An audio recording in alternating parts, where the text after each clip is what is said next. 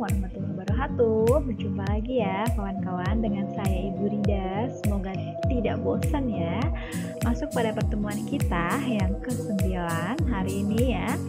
Kita akan membahas tentang pembahasan modal kerja ya di mata kuliah teori akuntansi. Untuk referensi bukunya teman-teman masih sama ya, kita menggunakan Schröder et al ya dengan edisi 2012 maksud saya. Oke, baik, kita langsung saja masuk ke subpokok bahasan ya, modal. Oke, sebenarnya modal kerja, kita sering nih di akuntansi sering mendengar apa sih modal kerja. Kita sering bilang modal, ada modal dan modal kerja. Nah, pada hakikatnya teman-teman, untuk modal kerja ini sebenarnya adalah sesuatu yang kita investasikan ya, aset dan jenis-jenis lainnya yang kita miliki ya, yang digunakan untuk apa? Yang digunakan untuk kebutuhan operasional, yang digunakan dalam kegiatan sehari-hari, itu namanya modal kerja ya. Pada umumnya modal kerja sendiri ini adalah aset lancar yang dikurang dengan kewajiban jangka pendek teman-teman ya, jangan tertukar ya, ini bukan kewajiban jangka panjang tapi pengurangnya adalah kewajiban jangka pendek ya, makanya dibilang modal kerja ini adalah neto. Oke. Nah, ini definisinya, modal kerja adalah investasi jangka pendek ya, yang sifatnya ada diambil dari bersih ya, diambil dari neto ya, dibutuhkan untuk melanjutkan kegiatan sehari-hari. Artinya apa? Digunakan untuk kegiatan operasional sehari-hari. Ya, cara menghitungnya bagaimana? Rumus umumnya seperti ini kawan-kawan, aset lancar dikurangi dengan kewajiban lancar ya, atau kewajiban jangka pendek ya. Ini perlu diingat ya, aset lancar dikurangi dengan kewajiban jangka pendek ya. Nah, ada beberapa permasalahan kaitannya dengan praktik di lapangan, teman-teman. Yang pertama kaitannya dengan inkonsistensi dalam pengukuran komponen ya. Teman-teman tahu ya, yang tadi dari rumus yang tadi kita kerucutkan, ada aset lancar ya, dikurangi dengan kewajiban jangka pendek. Nah, untuk aset lancar sendiri komponennya mesti teman-teman juga sudah tahu, aset lancar itu ada apa aja? Ada kas, ada setara kas ya, ada persediaan, kemudian asuransi dibayar di muka dan seterusnya itu ya, itu namanya adalah aset lancar. Nah, kemudian yang kedua kaitannya dengan kewajiban jangka pendek atau kewajiban lancar ya. Komponennya ada apa aja? Ada utang ya, bisa utang usaha, utang gaji, utang bunga dan seterusnya ya. Kemudian ada tangguhan-tangguhan ya. Tangguhan-tangguhan ini contohnya saja misalkan kita berlangganan majalah online. Nah, kita kan harus bayar dulu di depan, ya nggak sih? Baru barangnya datang diantarkan tiap hari kan begitu kan ya. Atau mungkin kita mau beli kita mau perjalanan menggunakan pesawat ya, perjalanan udara gitu kan, kita harus booking dulu kan, di awal kita harus bayar dulu tiketnya, artinya uang dulu masuk baru kita menggunakan layanan tersebut. Nah, itu namanya dengan sejenis tangguhan. Kemudian yang berikutnya yang jatuh tempo ya, yang ketiga jatuh tempo ini dikaitkan dengan mungkin pembayaran sudah mendekati jatuh tempo ya, atau mungkin karena kondisi yang mendesak, kewajiban jangka panjang bisa dikonversi menjadi kewajiban jangka pendek ya, kaitannya dengan jatuh tempo ini juga bisa.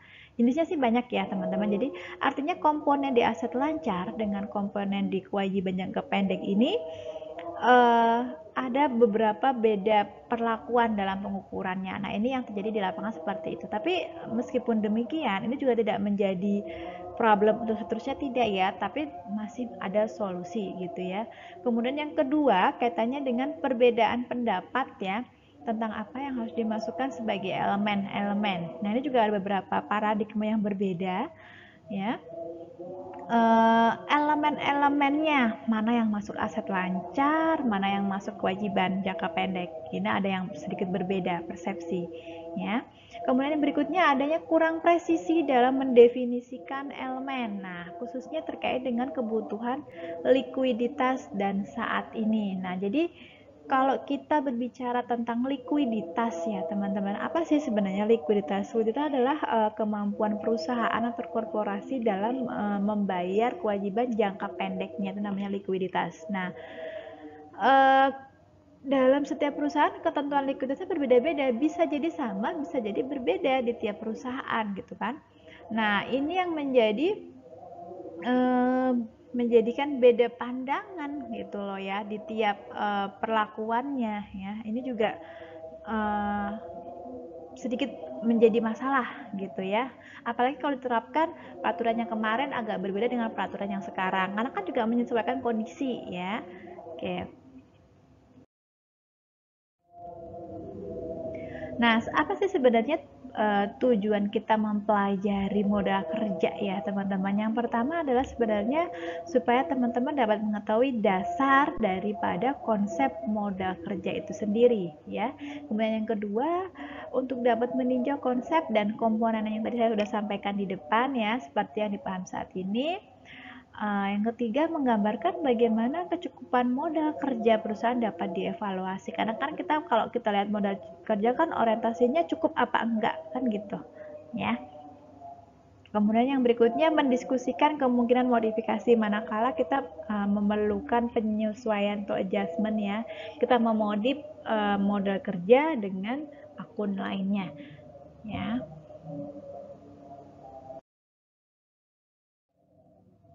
Nah, ada beberapa pengembangan atau perkembangan dalam konsep modal kerja ya teman-teman. Yang pertama adalah kalau kita kategorikan sebenarnya modal kerja itu terbagi jadi dua. Yang pertama adalah modal tetap ya. Yang kedua adalah modal beredar ya. Modal tetap itu yang modal yang kita pakai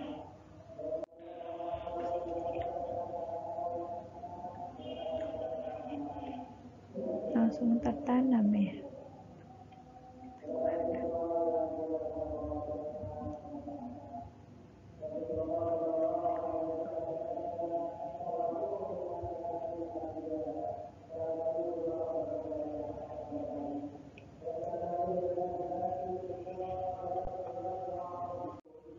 Yang berasal dari uang ya. Uang yang kita keluarkan itu udah otomatis, kalau modal tetap, saya ulangi, kalau modal tetap itu uang yang dikeluarkan itu udah otomatis tertanam ya untuk perencanaan investasi. Tetapi kalau modal yang beredar ya berarti modal yang berasal dari persediaan ya, yang itu bisa digantikan dengan aktivitas kegiatan lain, itu namanya modal beredar. Modalnya ya sudah beredar katanya dengan persediaan dan seterusnya ya. Kemudian yang kedua, berhubungan dengan sistem pencatatan ganda. Teman-teman juga pasti sudah tahu ya, sekarang semester 6 ya, artinya sudah tahu yang namanya double entry, sistem pencatatan ganda atau double account system ya, dimana kita harus ada dua sisi debit dan kredit. Kemudian kalau kita lihat neraca deh, kita ambil itu sebagai neraca itu kan posisi di kirinya ada aset ya, asetnya ada macam-macam, aset jangka pendek, jangka panjang atau aset lancar dan aset tidak lancar. Kemudian di sisi bagian kanan itu ada yang namanya utang modal kerja ya, dan baik aktiva maupun pasifa, kalau bahasanya kita kan harus balance ya, artinya memang satu akun itu berkaitan dengan akun yang lain ya, itu namanya sistem pencatatan ganda. Kemudian yang berikutnya adalah sudut pandang kreditur ya, sudut pandang kreditur versus investor. Nah, kalau ini dikatakan bahwa dalam konsep modal kerja ya, kreditur itu akan melihat apakah eh, apakah modal kerjanya ini cukup atau tidak gitu ya. Dia akan melihat itu. Kecukupan modal kerjanya bagaimana, kemudian dia akan melihat apakah dalam komposisi jangka pendek, dalam hari ini adalah aset lancar dengan kewajiban jangka pendeknya itu lebih berpotensi, artinya lebih potensial daripada jangka panjangnya ya. Selain itu dari sisi kredit itu juga akan melihat labanya ya tentunya. Kemudian kalau dari sisi investor, dia akan melihat dari sisi pendapatannya secara global bagaimana gitu. Jadi agak sedikit berbeda dari sisi sudut pandang si kreditur dan sudut pandang si investor gitu. Selanjutnya ada likuiditas sebagai dasar aset klasifikasi di neraca nih teman-teman ya. Kalau ini dikatakan bahwa memang likuiditas itu kan tadi saya sudah ungkapkan di depan ya. Likuiditas itu adalah bagaimana kemampuan perusahaan atau kemampuan perusahaan dalam memenuhi kewajiban jangka pendeknya. Nah, karena nanti dipakai sebagai apa? Sebagai tolak ukur kinerja perusahaan yang dilihat dari mana? Dilihat dari posisi keuangan, neraca. Nah, makanya kenapa ini dibilang likuiditas sebagai dasar aset klasifikasi di neraca ya. Selanjutnya ini ada IRB ya, nomor 3 tentang siklus operasi ya. Siklus operasi itu kan dari proses kita membeli bahan baku, kita proses jadi barang setengah jadi atau barang jadi, kemudian kita jual, distribusikan ke pelanggan, pembeli kita jual, kita sampai mendapatkan feedback uang. Nah, kan kas akhir itu namanya siklus operasi ya. Nah, di IRB ini nomor 3 ini disinggung tentang siklus operasi ya. Siklus operasi ya masih berkaitan dengan konsep modal kerja juga ya. Kalau siklus operasinya semakin pendek artinya semakin baik modal kerjanya ya. Yang berikutnya adanya penggunaan saat ini, adanya indikasi likuiditas dan tingkat perlindungan bagi kreditur jangka pendek. Nah, ini memang dikatakan bahwa kreditur yang memberikan kredit, terutama untuk kredit jangka pendek ini biasanya akan melihat sisi likuiditas itu ya secara jangka pendek juga ya. Dia akan memberikan suatu proteksi ya, bahwa perusahaan ini harus bisa mengemas, bisa mem-package gitu ya, maksud saya likuiditasnya dengan baik ya, harus kecupan modalnya juga harus tersedia gitu kan. Otomatis nanti juga untuk pengembalian pinjaman ke krediturnya juga otomatis akan lancar kan, begitu sebenarnya ya, tujuannya kan ke situ.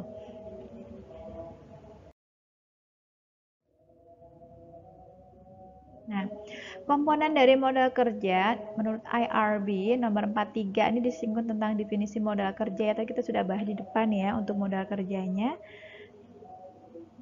Contohnya saja ini adalah aset lancar ya dan kewajiban lancar, tadi sudah saya sampaikan. Ini juga disinggung di FASB ASC ya 330 ya. Nah, ini dia aset lancar, ada yang namanya kas ya atau uang tunai, kemudian setara kas, ada investasi sementara teman-teman. Nah, untuk investasi sementara ini sifatnya jangka pendek ya, namanya juga tadi kita bahas tentang modal kerja. Metodenya untuk investasi sementara teman-teman ada 3 metode yang bisa dipakai. Pertama ada historical cost ya, berdasarkan biaya perolehan, kemudian ada nilai wajar atau market value ya, berdasarkan nilai mekanisme pasar, kemudian ada yang namanya lower of cost atau LCM ya. Jadi dipilih antara biaya historis dengan nilai wajar mana yang terendah. Nah, itu yang dipakai untuk metode yang ketiga ini ya. Nah, disinggung juga di PSHK nomor 12 ya tentang yang namanya aset lancar ini ya teman-teman. Kemudian ada juga untuk investasi sementaranya disinggung juga di PSHK nomor 115.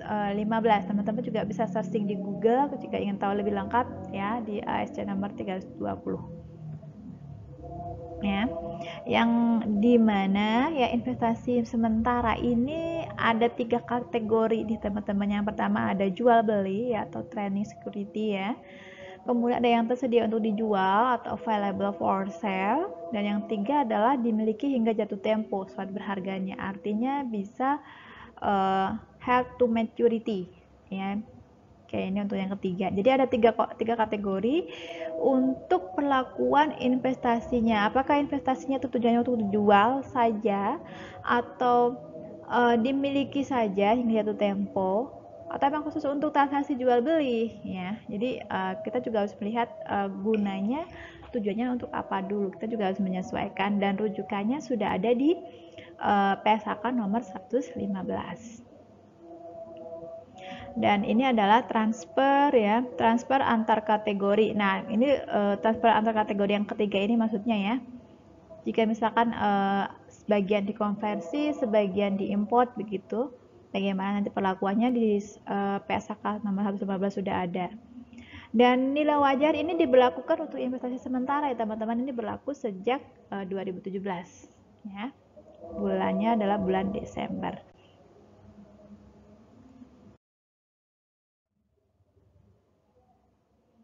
Nah, masuk komponen yang berikutnya di aset lancar juga ada yang namanya piutang ya. Piutang ini kategorinya ada piutang usaha dan piutang non usaha. Oke. Rujukannya di PSAK nomor 114 ya teman-teman. Nah, kalau kita berbicara tentang inventory, nah kita juga harus melihat kuantitas dan kualitas inventorinya, atau persediaannya, kemudian asumsi aliran. Untuk asumsi aliran ini juga bisa teman-teman tahu ya, namanya metode persediaan itu ada yang namanya FIFO ya, FIFO, first in first out ya, atau MPKP ya. Ya, artinya yang pertama keluar ya, MPKP intinya FIFO lah ya. Keluar pertama, mana yang keluar pertama, mana yang masuk pertama berarti dia yang keluar pertama, atau mungkin menggunakan LIFO ya. LIFO ini kebalikan dari FIFO ya. Bisa disebut dengan masuk terakhir masuk pertama keluar terakhir ya, atau mungkin bisa juga dengan average ya teman-teman ya. Nah, ini masuk di asumsi aliran kalau yang untuk metode-metode persediaan FIFO, LIFO, average, tata tertimbang dan seterusnya. Kemudian untuk fluktuasi pasar ini juga mengikuti dengan mekanisme pasar ya, maksudnya ya, karena harga yang bagus adalah harga yang mencerminkan saat ini, makanya kenapa digunakan mekanisme pasar ya, mengikuti fluktuasi pasar.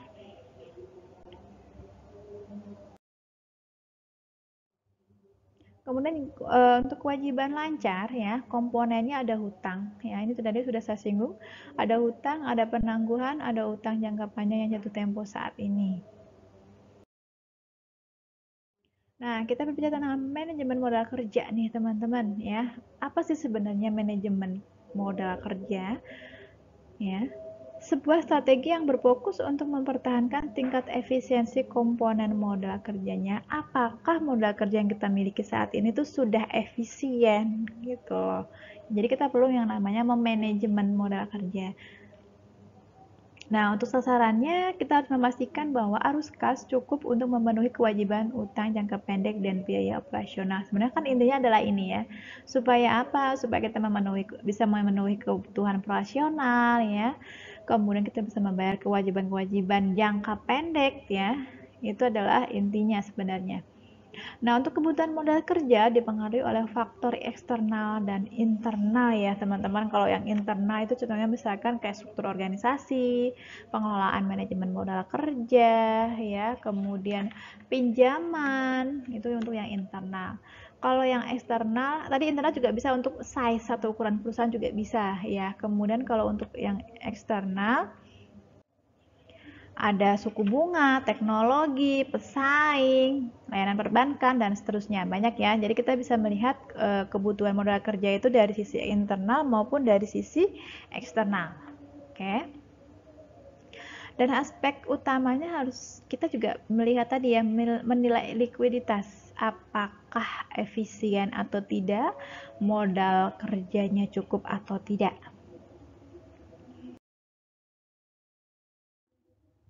Nah, masuk pada analisis keuangan likuiditas perusahaan teman-teman ya. Ada panjang siklus operasi ini berdampak pada posisi likuiditas ya. Jadi memang proses siklus operasi yang tadi kita dari pemuralian bahan baku, kemudian kita buat barang jadi, kita distribusikan, kemudian kita barang kita dibeli orang, kemudian kita dapat pendapatan, itu siklus operasi ya. Ini kan berkaitan sekali dengan apakah dengan proses siklus operasi ini kita mampu mencukupi modal kerja yang kita butuhkan. Apakah kita mampu membayar ya, memenuhi kewajiban jangka pendek kita di samping kita memperoleh penghasilan kan gitu. efektivitas modal kerja berdasarkan siklus operasi dan konversi kah. Jadi nanti kita akan membahas tentang beberapa analisis rasio ya teman-teman, kaitannya dengan analisis rasio likuiditas ya. Bagaimana sih sebenarnya masalah likuiditas bisa terjadi, kemudian bagaimana kita mengevaluasi dengan analisis rasio. Nah, kita akan nanti akan sajikan di next slide. Saya sajikan contoh kasusnya.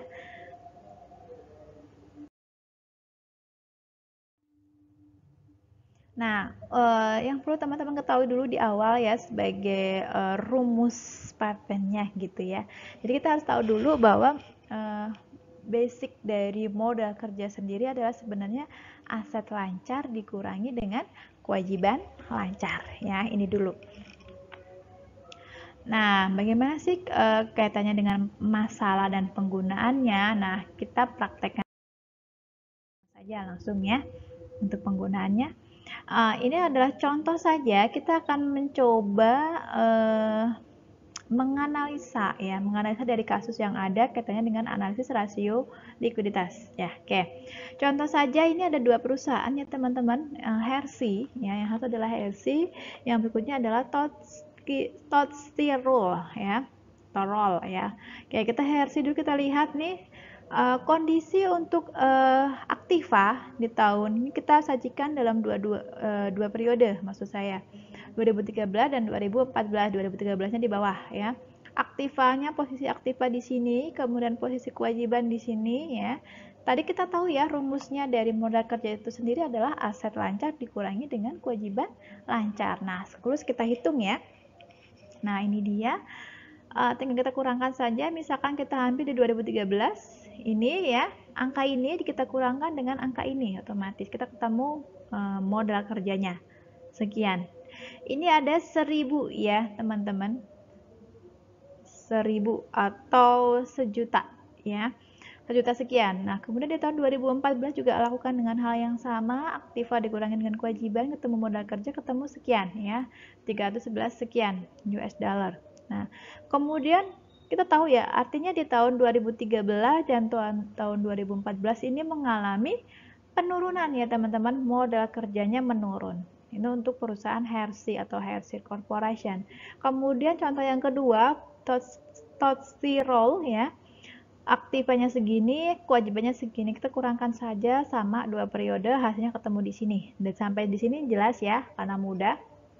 Oke, untuk Tottirol ini 2014 dan 2013 ini mengalami kenaikan ya. 2013-nya 179 sekian, kemudian di tahun berikutnya ada 200 sekian. Artinya ini meningkat, modal kerjanya meningkat. Tetapi berbeda dengan yang ada di Hershey. Hershey ini justru mengalami penurunan. Nah, berbeda ya. Nah, artinya apa? Modal kerja untuk Hershey ini dikatakan memburuk. Kenapa? Karena menurun ya. Sementara modal kerja untuk Tottirol dikatakan meningkat karena memang dari periode 13 ke 2014 ini mengalami peningkatan kan angkanya ya, dari 13 sekian ke 14 sekian. Sedangkan kalian mengalami penurunan dari 2013 sejutaan, kemudian 2014 cuma hanya 300-an. Nah, ini menurun. Oke. Sehubungan dengan matriks ini ya, Tottirol berada dalam posisi yang lebih baik, betul ya, karena memang dia dari ada peningkatan dari periode sebelumnya. Oke, sampai sini paham ya?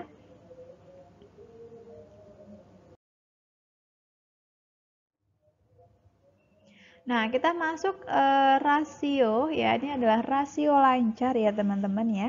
Rasio lancar ini rumusnya adalah aset lancar dibagi dengan kewajiban lancar. Nah, kita perlu ingat dulu nih rumusnya. Oke.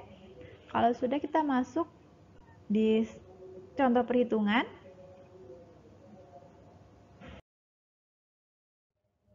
Nah, ini dia, masih dengan perusahaan yang sama ya. Kita hitung aset lancarnya dibagi dengan kewajiban jangka pendeknya ya. Di Hershey misalkan saja angkanya segini ya teman-teman, ini asumsi saja ya, 2014 aset lancarnya sekian, kewajiban lancarnya sekian ya, dibagi ketemu segini ya rasionya. Kemudian untuk Tottirol dan seterusnya diasumsikan angkanya sudah ada, dihitung segini. Oke, sampai sini jelas ya rasio saat ini. Nah, rasio saat ini memburuk ya. Mana sih yang memburuk untuk Hershey? Kenapa memburuk? Karena di tahun 2013 dan 2014 karena mengalami penurunan rasionya, makanya katakan memburuk. Sedangkan untuk Taussirol ini justru mengalami penaikan ya teman-teman, dari 3 ke 4 ya. Rasio saat ini Taussirol lebih baik daripada Hershey untuk kedua tahun tersebut. Sampai sini jelas ya teman-teman ya. Oke. Kita masuk ke berikutnya ya.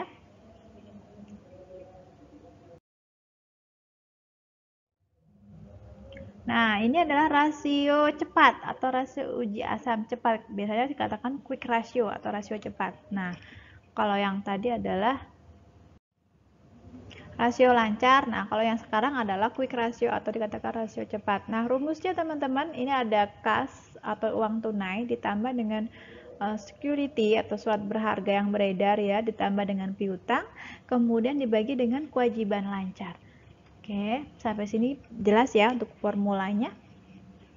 Nah, kita masukkan ke rumus ya teman-teman ya. Oke. Nah, contoh saja misalkan si Hershey ya, untuk rasio quick rasionya 2014-nya ada sekian, kemudian 2013-nya sekian ya. Oke, di Hershey ini juga mengalami penurunan ya teman-teman untuk quick rasionya ya, sedangkan di Taussirol ini justru meningkat sedikit ya. Rasio cepat ya memburuk untuk Hershey karena memang mengalami penurunan ya teman-teman, tetapi meningkat untuk Taussirol. Ini betul ya.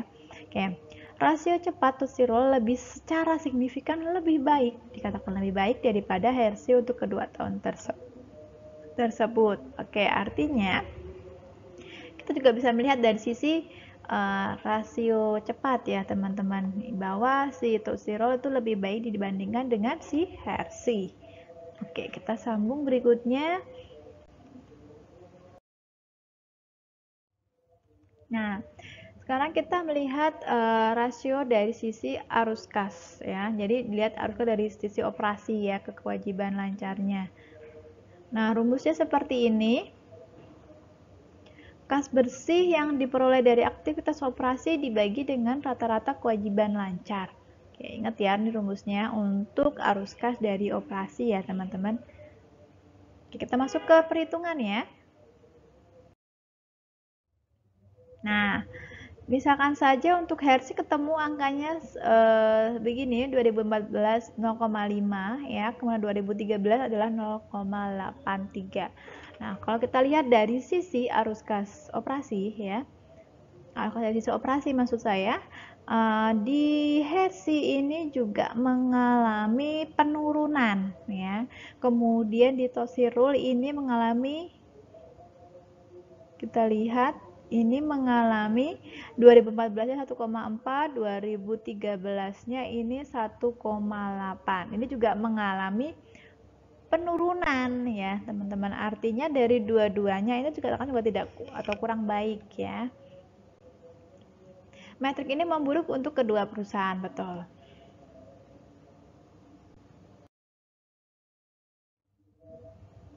Nah, sekarang kita melihat ini kaitannya dengan perputaran piutang ya, teman-teman.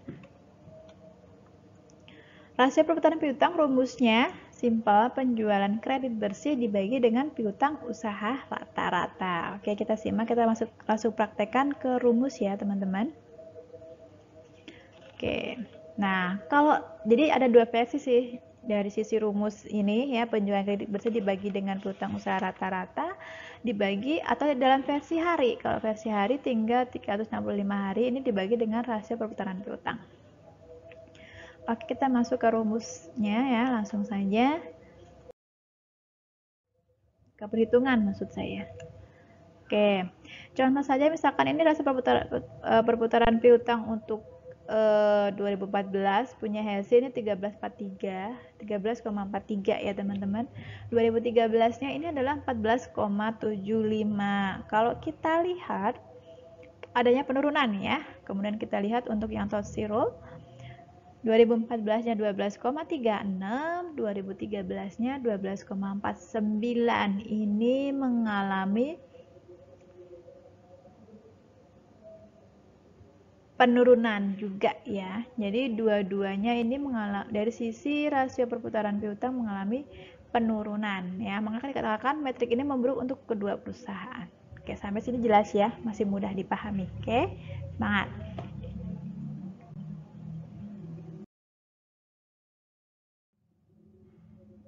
Nah, tadi dari sisi rasio pembilang dan penyebut, kalau kita lihat dari sisi hari ya, kan nanti ada dua rumus kan tadi. Nah, kalau dari sisi hari, Hersi 2014 ini dapat 27,17, kemudian 2013-nya ini ada 24,74. Artinya meningkat ya. Kalau kita lihat dari sisi rasio, berarti ini 27 hari gitu maksudnya ya. Oke. Kemudian sitoskirol ya. 2014-nya ini 29,54. Ini bisa dikatakan 30 hari gitu ya dibulatin ya. Oke. Sitosirul ini meningkat juga ya teman-teman. Kalau kita lihat dari sisi hari ya, hari dari rasio. Jadi perputaran piutangnya itu kalau dilihat dari sisi hari, si Hersinya kurang lebih 27 harian ya. Kemudian si Tosirulnya 30 harian ya.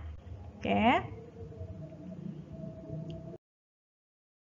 Nah, kita masuk masih di manajemen persediaan ya teman-teman. Tujuannya kenapa sih kita harus memanage persediaan atau inventory gitu ya.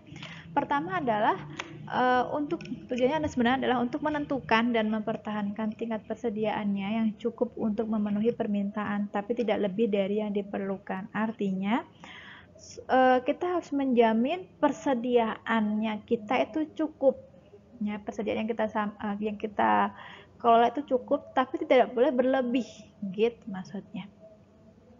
Nah, untuk beberapa motif ya, motif kenapa sih kita harus mengelola persediaan nih ya teman-teman. Kayak ada tiga motif ya. Yang pertama adalah dari sisi transaksi, kehati-hatian dan spekulatif. Kalau transaksi ini kepentingannya adalah kita menyimpan persediaan karena kita ada transaksi jual beli, kita menjual pihak keluar gitu kan. Nah, ini dari sisi motif transaksi. Tapi kalau sifat kehati-hatian ini karena kita mengelola persediaan itu takutnya kita nggak mau rugi gitu loh. Takutnya ada persediaan yang hilang, dicuri dan seterusnya. Kemudian kalau spekulatif ini kaitannya dengan permainan harga mungkin ya dan produknya sendiri atau barangnya sendiri ya.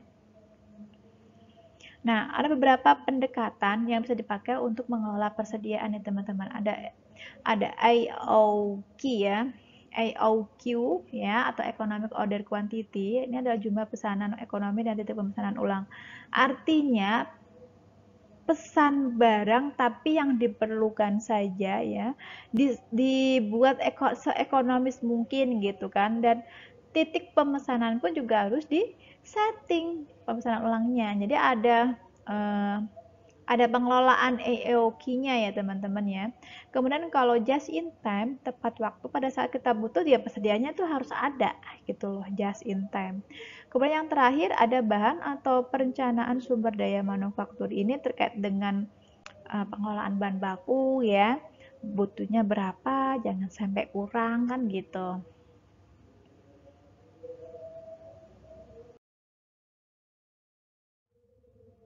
Nah, untuk efektivitas ya, untuk efektivitas inventory, bagaimana sih pengukurannya teman-teman? Nah, ini dia.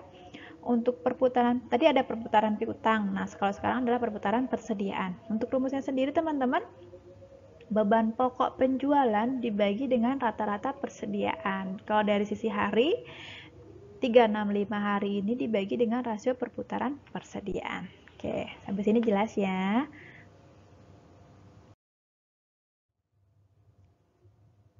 Nah, kita contohkan saja masuk ke perhitungan. Untuk perputaran persediaan, misalkan si Hersi dari 2014 ke 2013 ini mengalami penurunan ya teman-teman ya. Kemudian Stotirul dari 2014 ke 2013 ini juga mengalami penurunan ya. penurunan dari sisi perputaran persediaan ya. Metrik ini memburuk untuk kedua perusahaan, tetapi kedua perusahaan ini masih mengubah inventaris mereka di sekitar rata-rata industri, teman-teman. Kenapa? Karena kita melihat dari sisi ini masih dalam range rata-rata 5, ya. Angka belakangnya 59 dan 98 ini mendekati. Begitu juga dengan ini 5, ini juga 5, masih mendekati ya. Jadi masih di sekitar rata-rata begitu.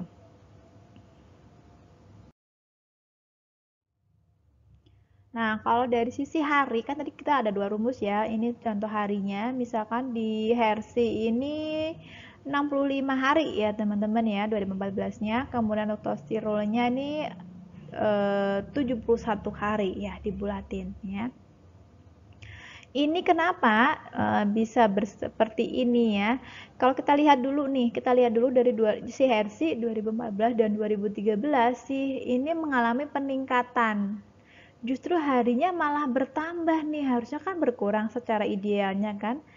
Nah, tapi ini justru dari 61 naik ke 65. Nah, begitupun dengan si Tosirol dari 2013 64 menjadi 70. Nah, ini mungkin karena efeknya adalah mereka menggunakan metode persediaan LIFO, teman-teman ya. Mungkin kalau Vivo bisa jadi 2013-nya 61 misalkan, mungkin 2014-nya bukan 61 tapi dikurang dari 61, artinya berkurang ya. Begitu pun dengan ini. Tapi karena ini menjadi seperti ini karena dampaknya mereka menggunakan metode persediaan LIFO.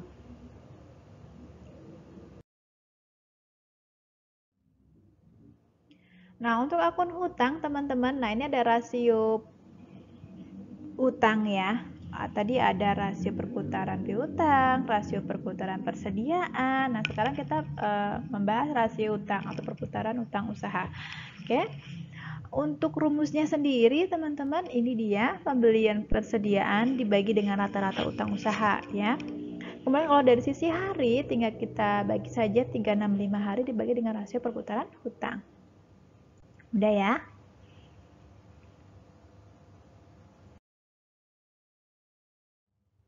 Nah, contoh saja ini adalah kasus di Nordstrom ya.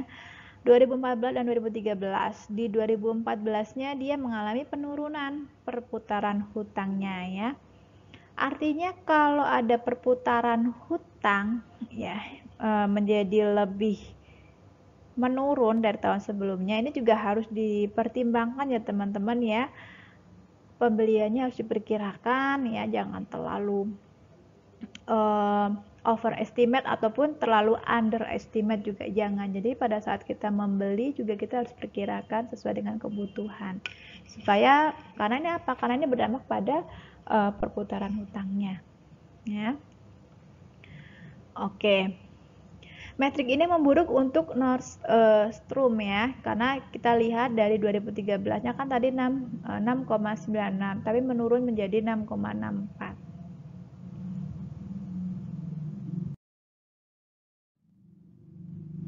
Nah, kalau dari sisi hari kan kita tadi ada 2 rumus ya. Kayak dari sisi hari 2014-nya itu ternyata 55 hari nih teman-teman. Yang tahun sebelumnya justru hanya butuh 52 hari. Kenapa di tahun berikutnya malah butuh 55 hari? Nah, itu tadi ya. Oke. Nah, ini sedikit pengetahuan ya teman-teman, ringkasan dari Hersi yang tadi kita sudah bahas di analisis likuiditasnya. Pelanggan membayar piutang dalam waktu sekitar 27 hari tadi sudah saya sampaikan ya. Dapat angkanya dari mana, kemudian persediaan tetap akan ada selama kurang lebih 65 hari ya. Terus operasi saat ini menghasilkan uang tunai yang cukup untuk membayar kewajiban lancar. Ini ringkasan singkatnya. Kemudian untuk yang Tosirol ya, piutangnya dibayar dalam waktu sekitar 30 hari. Tadi sudah saya sampaikan juga angkanya dapatnya dari mana. Persediaan tetap ada selama kurang lebih 71 hari ya. Tadi kita bisa melihat dari perputaran piutang, perputaran persediaannya teman-teman ya. Kemudian operasi saat ini menghasilkan uang tunai yang cukup untuk membayar kewajiban lancar. Artinya dirasa cukup ya untuk cukup modalnya. Nah, tambahan sedikit untuk standar akuntansi internasional nih teman-teman, ya IASC ya atau International Accounting Standard Committee ini telah mengeluarkan pernyataan tentang isu-isu berikut yang mempengaruhi modal kerja. Ini ICIS ya. Ada revisian IAS nomor 1 tentang penyajian laporan keuangan. Ini menyinggung tentang aset lancar dan kewajiban lancar. Kemudian di nomor 2 dan ada IAS nomor 39, ini tentang instrumen keuangan ya, adanya pengakuan dan pengukuran, termasuk penilaian juga ya. Kemudian masuk juga pelaporan. Kemudian di nomor 3 ini ada persediaan ya, IAS nomor 2. Nah, di IAS nomor 1 sendiri ini ada penyajian laporan keuangan ya. IASC ini tidak berusaha untuk menangani masalah penilaian yang dibahas sebelumnya dalam bab ini ya. Apakah membahas juga pandangan tentang aset lancar dan kewajiban lancar? Ini di dalamnya adanya menyinggung ukuran likuiditas, kemudian identifikasi sumber daya dan kewajiban yang beredar. Ya. Adanya pandangan kontradiktif yang mengarah pada klasifikasi item berdasarkan konvensi. Kemudian IAS nomor 1 ini semula memungkinkan perusahaan untuk menentukan apakah aset lancar dan kewajiban lancar ditentukan secara terpisah atau tidak. Tadi yang merujuk kepada permasalahan yang di awal tadi ya teman-teman yang saya sampaikan pada saat introduction ya. Kemudian mensyaratkan di IAS nomor 1 ya, mensyaratkan aset dan kewajiban untuk diklasifikasikan sebagai lancar ya atau tidak lancar kecuali jika penyajian likuiditas memberikan informasi yang lebih relevan.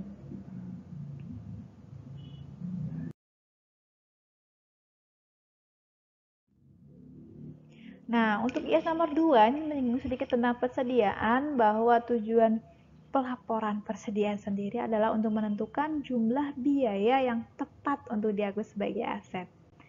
Ya, jadi berapa sih biaya yang harus benar-benar diakui yang harus terjadi manakala kita mengakui pengeluaran biaya itu sebagai aset kan gitu. Kemudian adanya metode identifikasi khusus ya, ini lebih disukai. Kemudian ini ada jika tidak layak, FIFO atau rata-rata tertimbang lebih disukai. Misalkan ini kondisi yang tidak menggunakan yang tidak menggunakan LIFO ya. Tapi ada juga yang LIFO tidak diperkenankan lagi ya teman-teman. Ada di IAS nomor 2 sudah direvisi. Terus persediaan harus diturunkan ke nilai realisasi bersih berdasarkan item per item. Nah, oke, ini sebenarnya buat pengetahuan teman-teman ya. Jadi ada beberapa isu-isu yang terkait dengan kewajiban lancar maupun aset lancar.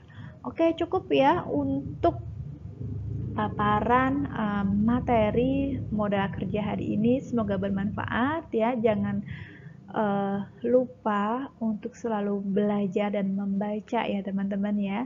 Karena kalau teman-teman nggak belajar, teman-teman sendiri yang rugi gitu ya. Oke, cukup dari saya. Mohon maaf jika ada kalimat atau tutur kata saya yang kurang berkenan ya.